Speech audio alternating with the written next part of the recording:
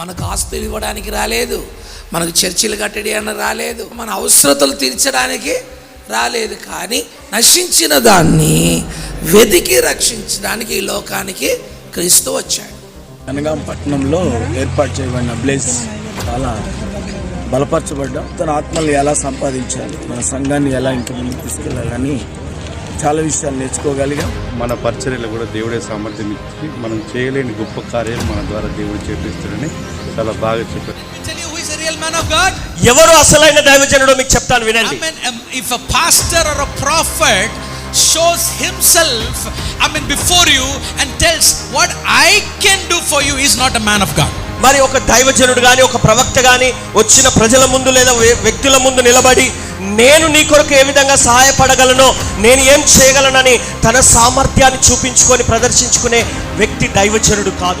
What God can do through you, నీ ద్వారా దేవుడు ఏం చేయగలనో దాన్ని నీకు తెలియజేయడానికి నేను ఇక్కడ నిలబడ్డాను. మేము మరలా నూతన ఉద్యోగాన్ని పొంది దేవుని పని కొరకై ముందు కొనసాగాలని తీర్మానం చేసుకున్నాం. వైరాగ్యం సేవ జరిగిస్తామని నష్టం వచ్చిన మీరు ఏ విధంగా ముందుకు వెళ్ళాలనేది ఈ ప్లేస్ మీటింగ్ ద్వారా చాలా నేను బలపడ్డాను. మేము పరిచర్యలో ఇంకా ఎలా బలపడాలో, మేము ఎలా మండాలో, అనేకులను ఎలా మందించాలో అనే విషయాన్ని చాలా క్లియర్గా ఎక్స్ప్లెయిన్ చేశారు. యోహాన్ లాంటి వ్యక్తులు, ఏలియా లాంటి వ్యక్తులు, ఎలీసా లాంటి వ్యక్తులు యేసునామములో లేవనెత్తబడుదురుగాక. ఇక్కడ ఒక కొత్త జనరేషన్ యేసునామములో దేవుడు లేవనెత్తబోతున్నాడు.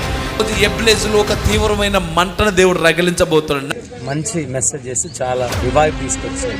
సంఘంలో మేము ఎలాగ ఉండాలనో, పరిచయం ఎలాగ చేయాలనో దేవుడు మాతో మాట్లాడినందుకు చాలా చాలా చాలా దీవించబడ్డాం. ఎందుకంటే ఆత్మలో ప్రేరేపించబడ్డాం, పరిచర్య కొరకు రేపబడ్డాం.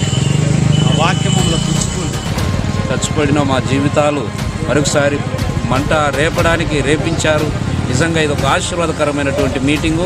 ఇలాంటి మీటింగులు మా ప్రాంతంలో ఇంకా ఎన్నో కావాలని మేము ఆశపడుతూ, ఇంకా అనేక ఆత్మలను కనాలని మాకు ఒక గురి, ఒక ఆశ కలిగింది. ఈ దినం మెసేజ్ ద్వారా మేము చాలా బలపరచబడ్డాము.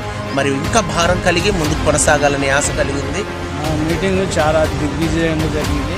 విషయాలను కూడా మేము తెలుసుకోగలిగినాము. అదేవిధంగా ప్రోత్సాహపరచబడ్డాము. ఎన్నో విషయాలు, తెలియని విషయాలు దేవుడు నాకు తెలియజేశాడు. ఎన్నో లోపాలు, ఇంకా సేవ ఎదగపోవడానికి కారణాలు, ఎలా ఇంకా సామర్థ్యం కలిగి ఎలా సేవ చేయాలో, ముందుకు వెళ్ళాలో, దర్శనాన్ని ఏ విధంగా మనం విస్తరించుకోవాలో, దేవుని అభిషేకాన్ని ఏ విధంగా పొందుకోవాలో అనేక విషయాలు నేర్చుకున్నాను. చాలా అద్భుతంగా జరిగింది. నిజంగా నేను చాలా దేవుని ప్రసన్నత అనుభవించాను. నిజంగా మొదటి నేను చాలా దీవించుకున్నాను. రేపు కూడా చాలా దీవెనకరంగా జరుగుతుందని ఎక్స్పెక్ట్ చేస్తున్నాను. ఖచ్చితంగా చాలా మంది తీసుకురావాలని